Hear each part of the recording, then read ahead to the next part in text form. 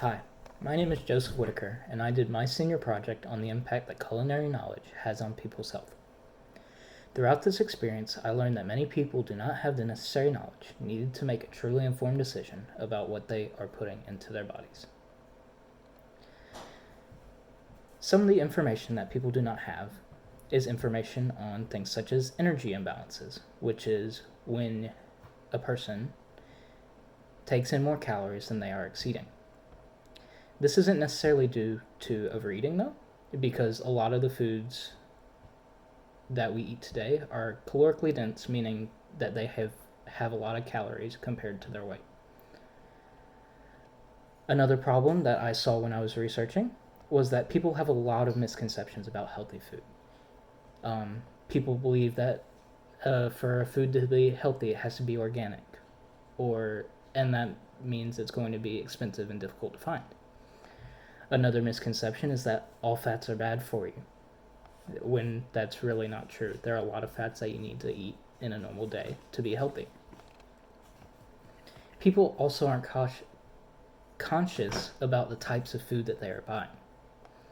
So a lot of the processed food that people buy are chemically processed, meaning that their chemical makeup has changed, instead of mechanically processed, meaning that just their shape has changed.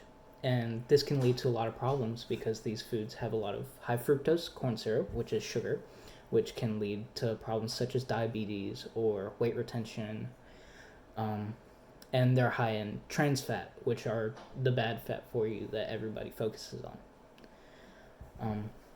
A lot of these foods that contain both of these are what we call junk food, but it can also pertain to foods that we can see as healthy, such as fruit cups.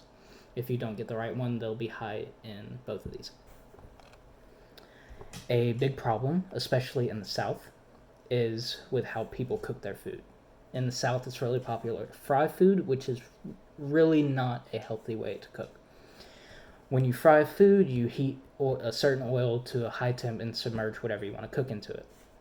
While there are ways of making fried food healthier, such as changing the type of oil you're using in frying, from something like vegetable oil to avocado or coconut or olive oil, it's still not great because when you fry foods, they take in a large amount of unsaturated fats, cholesterol, and oils.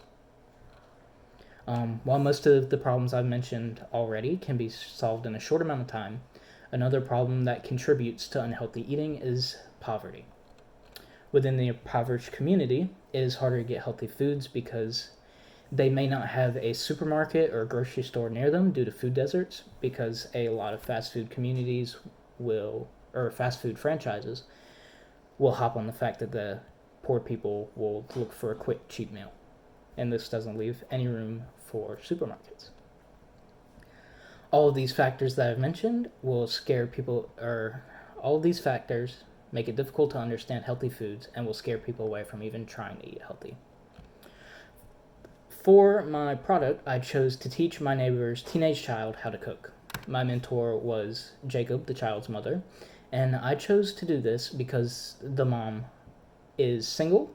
She has the teenage kid, Jacob, and a younger 7-year-old kid named James, and she has to travel a lot during the day for her job.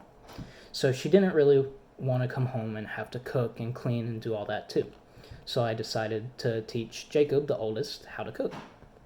Over the 15 hours, I taught Jacob various ways to meal prep, so it made it easy for me to teach him the skills I needed to teach him to cook, and it made it easy for him to get the meals ready for the week. What I really learned over this process was that I needed to work on my patience, and I did that. I learned to slow down and not get frustrated when Jacob wasn't picking up the skills that I was trying to teach him, because they aren't all easy.